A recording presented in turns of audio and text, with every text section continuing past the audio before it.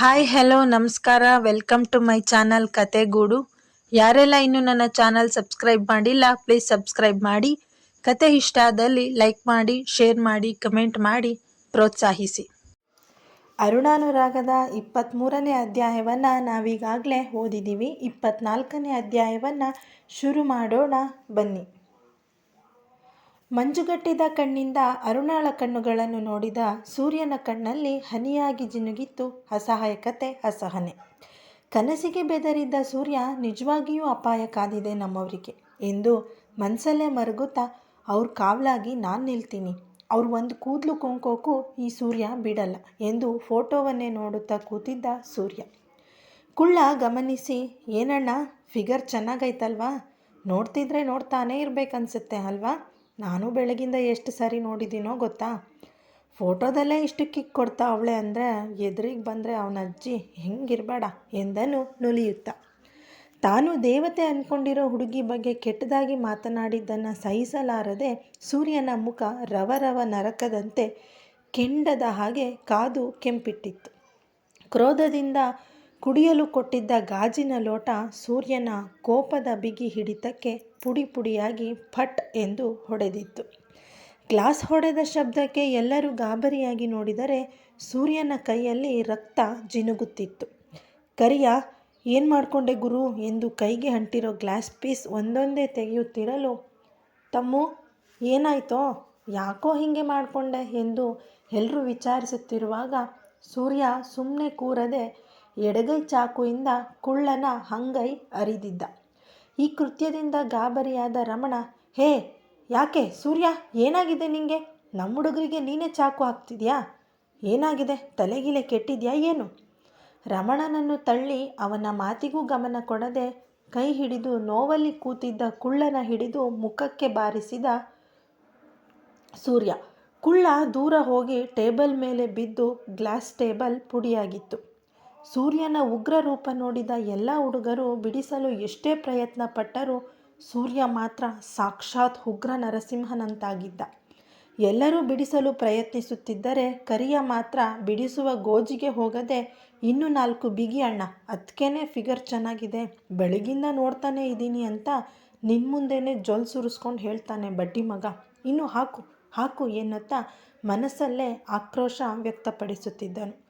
10 ಜನ ಹಿಡಿದೆಳೆದರೂ ಸೂರ್ಯ ಮಾತ್ರ ಸುಮ್ಮನಾಗುವ ಮನುಷ್ಯ ಆಗಿರಲಿಲ್ಲ. ಕಳ್ಳನನ್ನು ಎತ್ತಿ ಎತ್ತಿ ಬಿಸಾಡಿ ಕಪಾಳಕ್ಕೆ ಹೊಡೆದು ಅವನ ಬಾಯಿ ಹರಿದು ರಕ್ತ ಚಿಮ್ಮಿತ್ತು. ಕುಳ್ಳ ಮಾತ್ರ, ಗುರು ಯಾಕೆ ಹೊಡಿತಿದ್ಯಾ ಹೇಳ್ ಗುರು, ನಿನ್ನ ಹೊಡೆತ ಇನ್ನು ಸಹಿಸ್ಕೊಳ್ಳೋಕೆ ನನ್ನ ಕೈಲಾಗಲ್ಲ, ನಾನೇನು ತಪ್ಪು ಮಾಡಿದೆ ಅದಾದರೂ ಹೇಳು ಗುರು ಎಂದು ಸೂರ್ಯನ ಕಾಲಿಗೆ ಎರಗಿದನು. ಅಷ್ಟರಲ್ಲಿ ಕುಳ್ಳ ಹಣ್ಣುಗಾಯಿ ನೀರ್ಗಾಯಿ ಆಗಿ ಎದ್ದೇಳಲು ತ್ರಾಸವಿಲ್ಲದೆ ಸೂರ್ಯನ ಪಾದದಡಿಯಲ್ಲೇ ಪ್ರಜ್ಞಾಹೀನನಾದ. ಸೂರ್ಯನ ಮುಖದಲ್ಲಿ ಕಾಣುತ್ತಿದ್ದ ಕೆಂಡದಂಥ ಕೋಪಕ್ಕೆ ಎಲ್ಲರೂ ಅರೆಕ್ಷಣದಂಗಾಗಿ ಮಾತಿಲ್ಲದಂತೆ ನಿಂತು ಬಿಟ್ಟಿದ್ದರು. ರಮಣನೇ ಧೈರ್ಯ ಮಾಡಿ ಸುಮ್ಮನೆ ನಿಂತಿದ್ದ ಸೂರ್ಯನ ಬಳಿ ಬಂದು ಅವನ ಕೈನಿಂದ ತೊಟ್ಟಿಕ್ಕುತ್ತಿದ್ದ ರಕ್ತ ನೋಡಿ ಅವನ ಭುಜ ಹಿಡಿದು, ಬಾ ಕೂತ್ಕೋ ಎಂದು ಸಮಾಧಾನವಾಗಿ ಕರೆದು ಸೋಫಾ ಮೇಲೆ ಕೂರಿಸಿ ಹುಡುಗರಿಗೆ ಕಣ್ಣಲ್ಲೇ ಕುಳ್ಳನನ್ನು ಹೊರಗೆ ಕರೆದುಕೊಂಡು ಹೋಗಲು ಸೂಚಿಸಿದನು. ಹುಡುಗರು ಅವನ ಸನ್ನೆ ಅರಿತು ಕುಳ್ಳನನ್ನು ಅಲ್ಲಿಂದ ಸೂರ್ಯನ ಕಣ್ಣಿಗೆ ಕಾಣದಂತೆ ದೂರ ಕರೆದುಕೊಂಡು ಹೋದರು.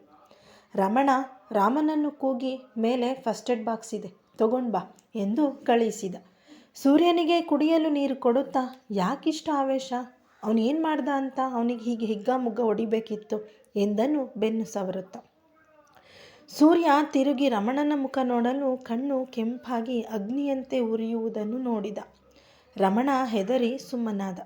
ರಾಮ ತಂದು ಕೊಟ್ಟ ಫಸ್ಟ್ ಏಡ್ ಬಾಕ್ಸ್ನಿಂದ ಕಾಟನ್ ತೆಗೆದು ಅವನ ಕೈ ಕ್ಲೀನ್ ಮಾಡಿ ಆಯಿಂಟ್ಮೆಂಟ್ ಹಚ್ಚಿ ಬ್ಯಾಂಡೇಜ್ ಮಾಡ್ದ. ಸೂರ್ಯ ಸ್ವಲ್ಪ ಸಮಾಧಾನಗೊಂಡು, ಅಣ್ಣ ನಾವು ಈ ಡೀಲ್ ಮಾಡ್ತಾ ಇಲ್ಲ, ಕ್ಯಾನ್ಸಲ್ ಮಾಡು ಎಂದ. ಯಾಕೆ ಸೂರ್ಯ, ಏನಾಯಿತು, ಇದೇನಂತ ಡೀಲ್ ಅಲ್ವಲ್ಲ, ನೀನಿಷ್ಟು ಕೋಪ ಮಾಡ್ಕೊಳ್ಳೋ ಅವಶ್ಯಕತೆ ಏನಿದೆ? ಅಣ್ಣ, ನಾನು ರೌಡಿನೇ ಆಗಿರ್ಬೋದು, ಆದರೆ ನಿಮಗೆ ಗೊತ್ತಿಲ್ವಾ, ಮಕ್ಕಳಿಗೆ, ವಯಸ್ಸಾದವ್ರಿಗೆ, ಹೆಣ್ಮಕ್ಳಿಗೆ ತೊಂದರೆ ಕೊಡೋ ಅಂಥ ಕೆಲಸ ನಾನು ಮಾಡೋದಿಲ್ಲ ಅಂತ. ಆಯ್ತು ಬಿಡು, ನೀನು ಮಾಡದೇ ಇದ್ದರೆ ಏನಂತೆ, ನಮ್ಮ ಬೈರ ಮಾಡ್ತಾನೆ, ಇಲ್ಲ ನಮ್ಮ ಮಂಜ ಮಾಡ್ತಾನೆ.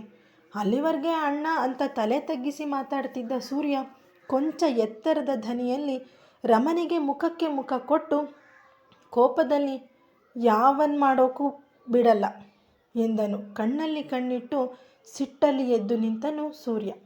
ಸೂರ್ಯನ ಅವತಾರಕ್ಕೆ ಮೊದಲೇ ಬೆಚ್ಚಿದ್ದ ರಮಣ ಹೆದರಿ ಕೃತಕ ನಗು ನಗುತ್ತಾ, ಹೋಗಲಿ ಬಿಡು ತಮ್ಮ, ನೀನು ಬೇಡ ಅಂದರೆ ಬೇಡ, ಸುಮ್ಮನೆ ನೀನು ಯಾಕೆ ವಾದೆ ಮಾಡ್ಕೊಳ್ಳೋದು?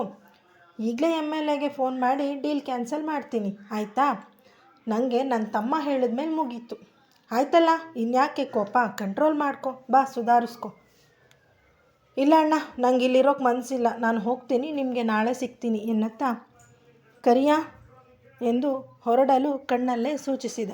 ಅರ್ಥವಾದವನಂತೆ ಕರಿಯ ಸೂರ್ಯನ ಬಿರುಗಾಳಿ ನಡಿಗೆಗೆ ಸಾಥ್ ನೀಡಿದ. ಅವರು ಹೋದ ಬಳಿಕ ತುಂಬ ಹೊತ್ತು ರಮಣ ಸೂರ್ಯನ ನರಸಿಂಹನ ಅವತಾರಕ್ಕೆ ಬೆಚ್ಚಿ ಸುಮ್ಮನೆ ನಿಂತಿದ್ದ. ಆದರೂ ಮನಸ್ಸಲ್ಲಿ ತನಗೇ ಎದುರಾಡಿದ ಸೂರ್ಯನ ಬಗ್ಗೆ ಕೋಪವು ಭುಗಿಲೆದ್ದಿತ್ತು.